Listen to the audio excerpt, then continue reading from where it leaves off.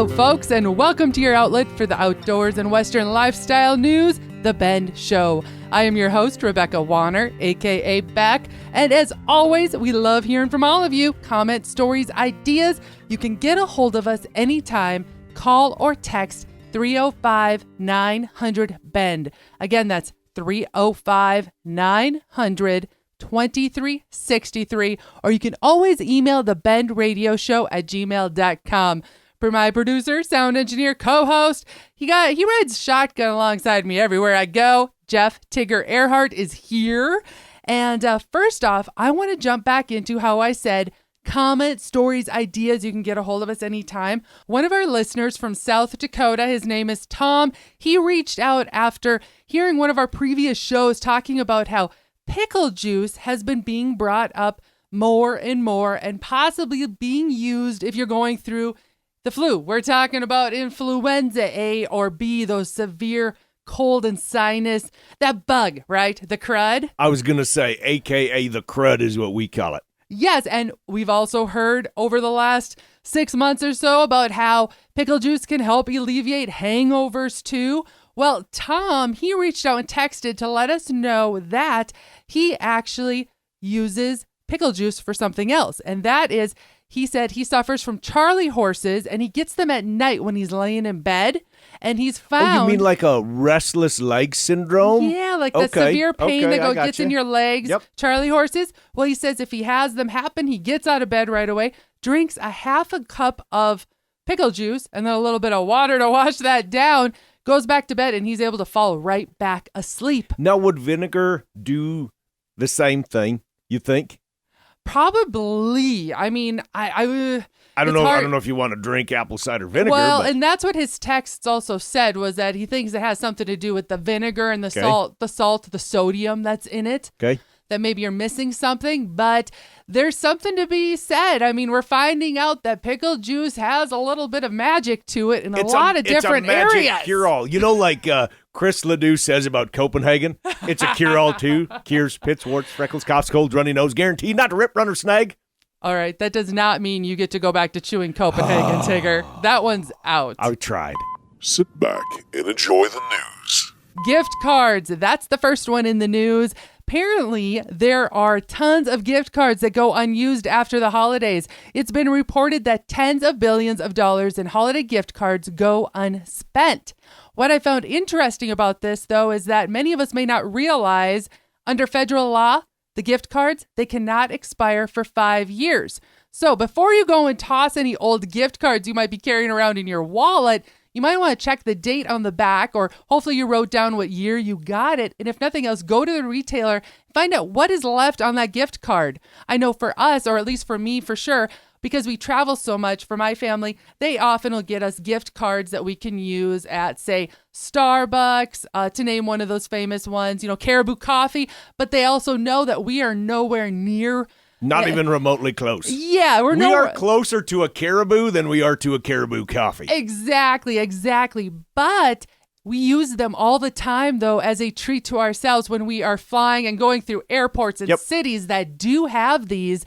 And that's when we always make sure we take these gift cards along with. So it's still a special treat, and we always can think about that person that gave it to us.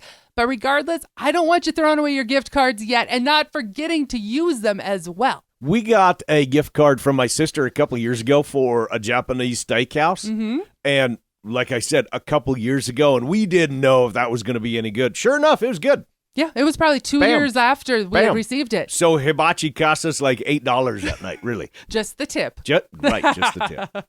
All right. Next, it's been discovered that there is an ideal dinner time. Nutritionists have revealed that the ideal time to eat dinner is 3 to 4 hours before going to bed. I don't know if you're like us. A lot of times the day slips away, and before you know it, you're eating a little bit later than you should. Well, they say this is because eating too close to bedtime can disrupt your body's sugar regulation and increase the risk of diabetes and other disorders. So now that I know for Tigger and I, I'm looking at him going, we need to definitely implement this. No. You need to definitely implement this. I am very good about maybe, every once in a while having the popcorn because that is my go-to, but you're terrible. I am. Because you think every night has to conclude with, well, I got to have a bowl of ice cream, and I got to have popcorn, then I got to have this. Yeah. I'm going to blame this one on my father, actually. He was always one of those, you have to have a bedtime snack. Had to have a snack. All right. Well, don't be doing it. I hate to say it. They're saying the recommendation is to have dinner or supper no later than 6:30 p.m. if you plan to go to bed at 9:30. So there you have it. All right. Next in the news, Tuesday, biggest slump day of the week. Have you ever looked at the week and sometimes you're like, oh, did I make it or not? Well, studies have been released that Tuesday is the most afternoon slump day induced day of the week. The average afternoon slump lasts about 29 minutes and occurs at 3 p.m. in the afternoon. Top causes for slumps: lack of caffeine, boredom, and a lack of energy. Now, I don't know about the boredom one. You and I seem to keep ourselves pretty busy. I don't remember the last time we were bored. I don't necessarily agree with this one. But I can see, though, when you get very, a lot of times we're stuck in front of the studio and a microphone or something like that. Staring at a computer screen. You're maybe in the tractor, you're driving a long distance for your work, and all of a sudden it just hits you in the middle of the afternoon that you are tired. Well, they say how to combat these work slumps. Beat the slumps by simply getting up and taking a walk. Maybe eat a small little meal if you might need to. We're talking like a snack. But most importantly, they say, get some movement. If you've heard this said, right?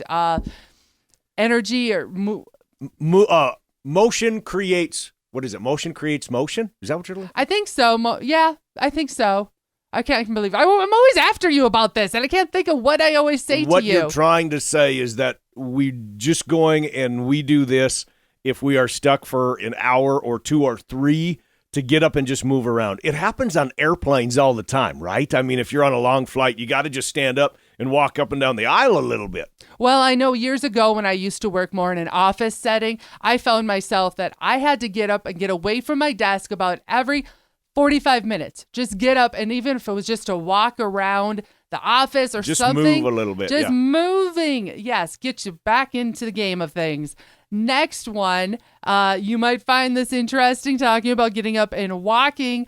The University of Cambridge has revealed in its latest study that walking only 11 minutes per day can lower the risk of premature death by 25%. They said 10% of deaths can potentially be avoided with minimal daily exercise, and that easy 11-minute walks. Walk to your mailbox, walk around the block, vacuum the house. It doesn't matter. Take a quick hike around a nearby park. You and I like the hike option the best. But just get up and move for 11 minutes a day can get you a little bit of that cardiovascular movement that you need to live longer. My mom and dad do this every day. You know that. My mom and dad do this every day. My dad is going to be 82. My mom is going to be 79, and they are, every day, they go for a little walk. Not miles, but they go for a little walk, and they are in fantastic shape. There you have it. This next one is out. It's been advised by home insurance companies. They're warning that we're putting this warning out because we know spring break's going to come, then pretty soon summer's going to come, and we're gone away. Well, we've seen these signs before. Beware of dog signs. Well, it turns out home insurance companies, they're warning to not display a beware of dog sign because it actually attracts burglars. By advertising the presence of a guard, homeowners are inadvertently revealing the presence of valuable items. The sign also suggests that the dog serves as the primary security measure, making it easier for burglars to bypass your alarm system. Agree or disagree? Let us know your thoughts. We're taking a short break, but when we come back, the theme is Capture the Wild. Stay where you are. The Ben Show will be back after this.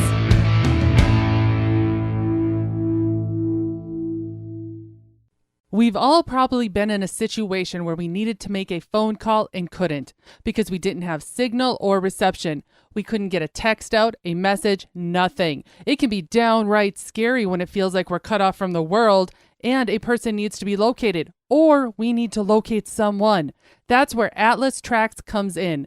Atlas Tracks owner, Carolyn Stash. It's called Atlas Tracks. We handle GPS trackers. We recently added safety products, so life rafts and satellite phones and all marine electronics. So it's beacons, safety gear, tracking devices that I can use anywhere? No, absolutely. It's everywhere. I have personal beacons that people take hiking. I take mine skiing. Guys are taking them backcountry in Montana. So I do have people going deer hunting for days. They'll take them on their ATVs. But it's for every outdoor adventure sport needing to be located when you're out of cellular range. Head to atlastracks.com. That's tracks with an X, Atlas Tracks. Welcome back to the Outdoors Radio Show, The Bend. I am your host, Rebecca Wanner, a.k.a. Beck, and riding alongside you with me, as always, is my co-host, Jeff Tigger Erhardt. He's always so good at giving me funny faces. I wish in some ways that we did part of this show live, like on YouTube or something like that, so people could see what is actually happening right here in the cabin.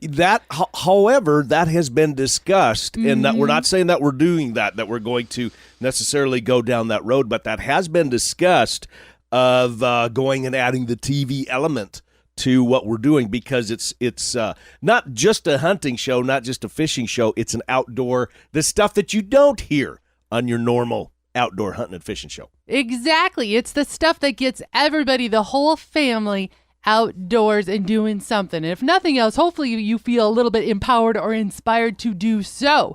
So in our past couple of episodes since Christmas, we've been talking about some of the different messages we've received from all of you. And by the way, thank you for continuing to send us your feedback and thoughts and pushing us, pushing the envelope, making us dig a little bit deeper into some of these different topics. And the biggest one lately has been about getting somebody new into, say, hunting or fishing or even any type of activity that is outdoors that is totally new to them. And we've been talking about fundamentals. And the next email that I ended up receiving after last week's show was saying, hey, Beck, I've really enjoyed all of this discussion about the fundamentals.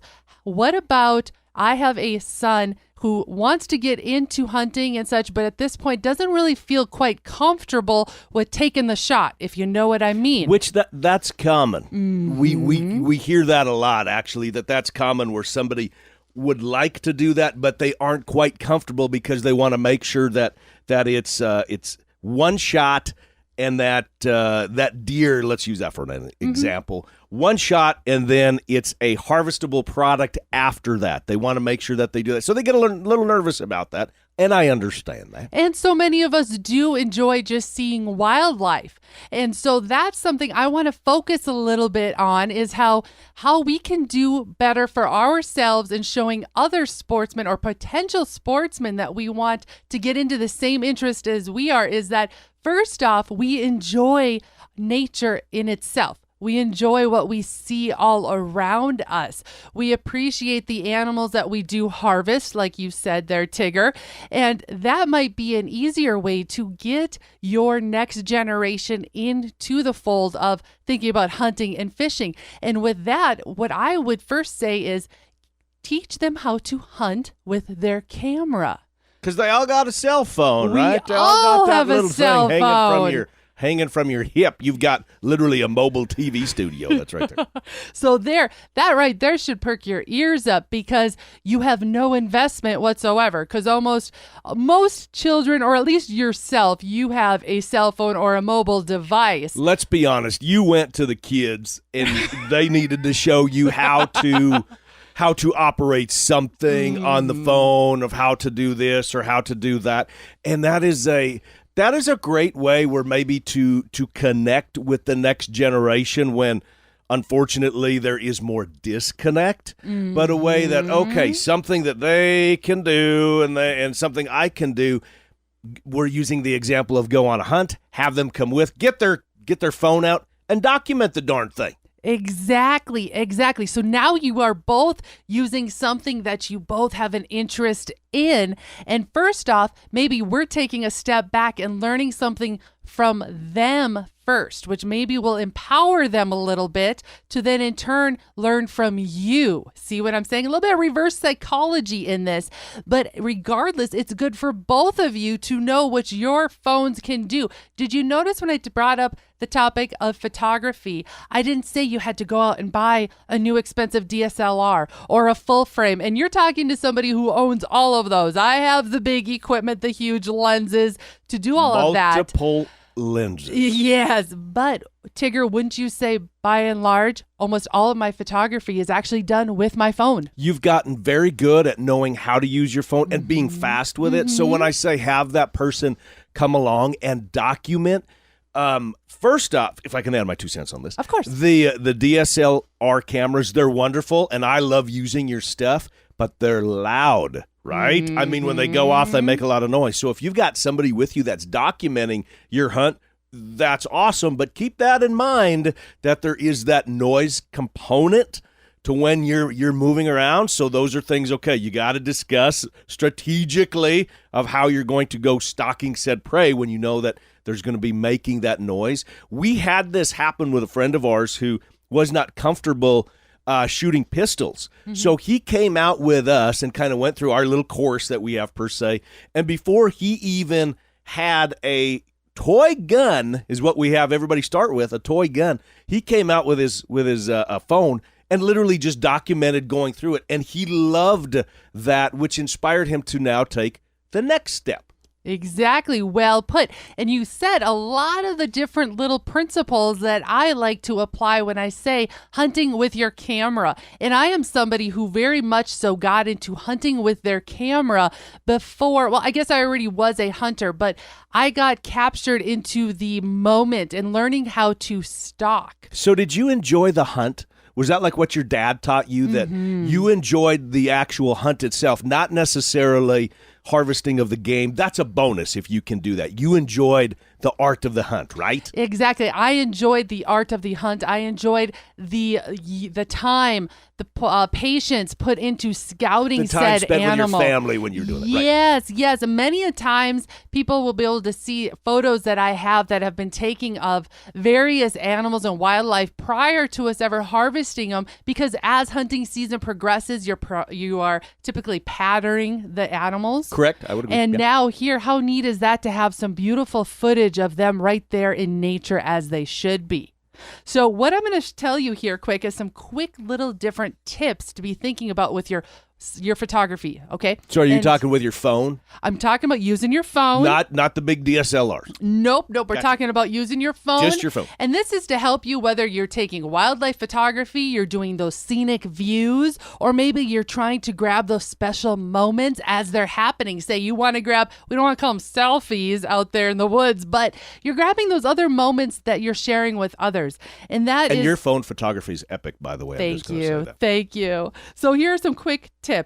What I love to do is make sure you learn to keep a low profile while you're out shooting with your camera. You're learning for your hunting as well with your camera. You're using less movement is best, right? Next thing is learn to be patient.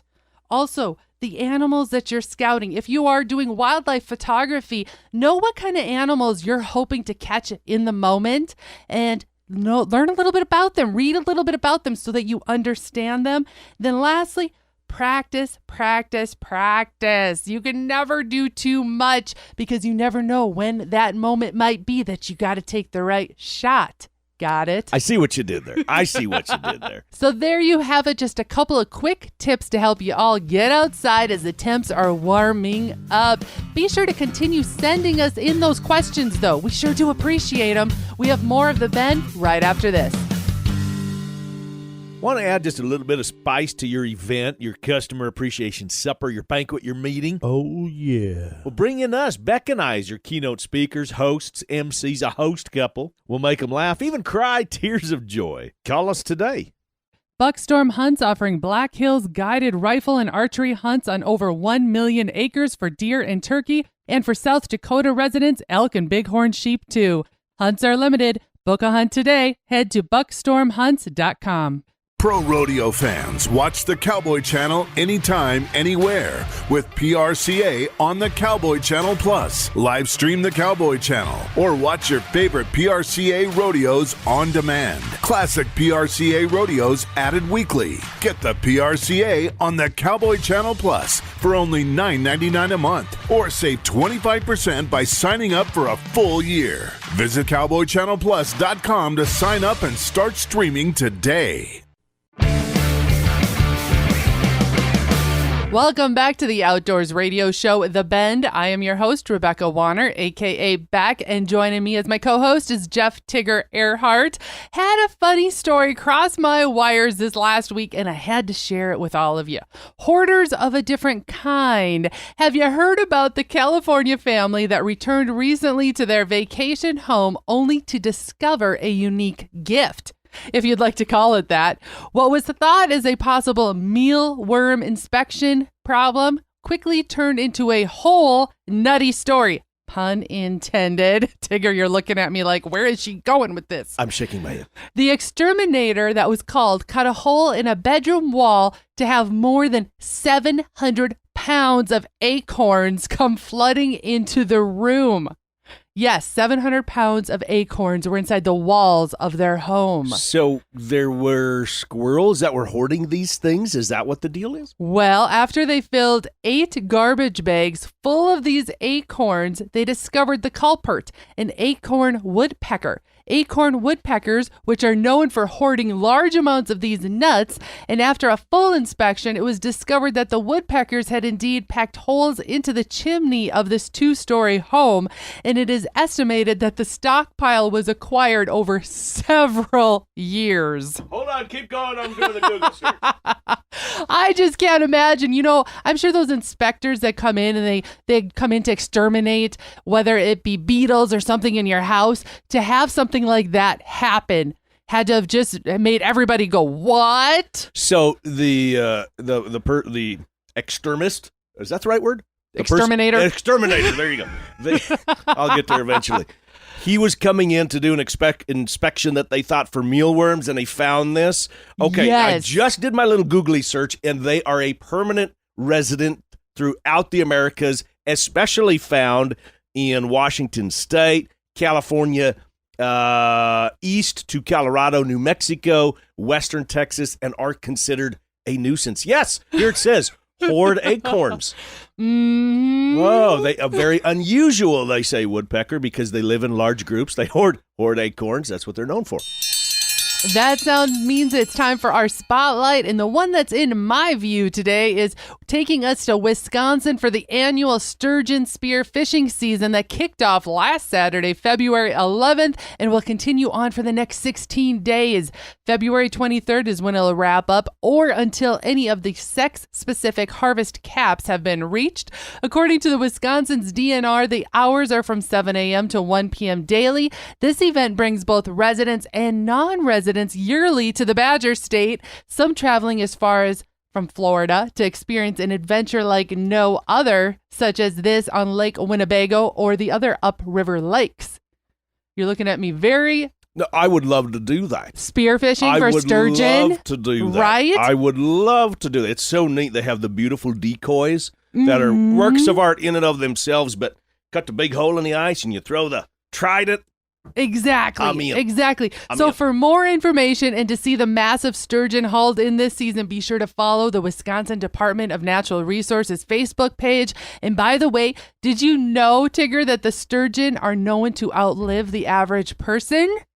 So think about that. Regardless, the angler or hunter in us, this might be an experience we all want to add to our bucket list. Folks, we're going to call this show wrapped. I want to give a quick thank you to my producer and sound engineer co-host, Jeff Tigger Erhardt. And we want to give a quick shout out to Bend Field staffer Heather Crowey for helping us out again with the outdoor news. As always, know that we sure do enjoy hearing from all parts of the country on how you're doing. So please, we invite you to call in or text in your area's field reports. The number again is 305-900. 305-900-2363. One more time, 305-900-2363. And as you keep making those memories in this new year, be sure to be sending those pictures into us via email at benradioshow@gmail.com and always tagging at The Ben Show on social media. We love hearing and sharing your life with you on or off the trail. If you missed part of this episode or you want to hear past shows, you can find them all on the website, thebendshow.com. Again, that's thebendshow.com.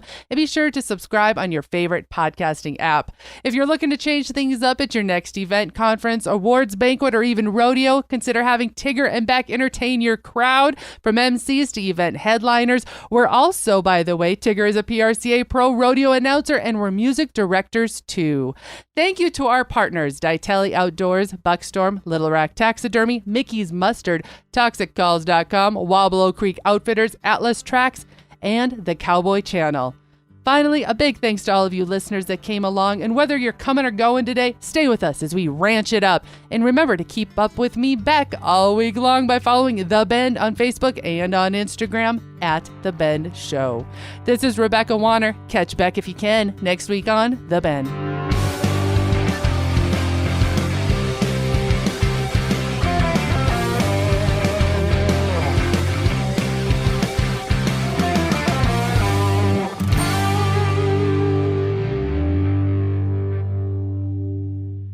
The hunt is planned. The guide is booked. The trip is blocked off in the calendar. But one huge detail remains, preserving that trophy, creating a memory that will last a lifetime. Little Rack Taxidermy has that fast, friendly service to fulfill your taxidermy in a timely, professional manner. Reach out to Heather with Little Rack Taxidermy through Facebook at Little Rack Taxidermy or send an email to heatherjoe23@hotmail.com. Little Rack Taxidermy, bringing back the natural look. Shooting ducks, skinning bucks, I'm a hunting princess in a pickup truck. Hey guys and gals, this is John Arman with Ultimate Outdoor Adventures TV. Ultimate Outdoor Adventures TV travels the back roads to the backwaters in pursuit of the ultimate adventure in hunting and fishing. Join Team UOA every week for exciting action in the crosshairs of the outdoors. Catch Ultimate Outdoor Adventures TV on YouTube, Amazon Prime, and make sure to follow Team UOA on Facebook and Instagram to share in the ultimate outdoor adventure.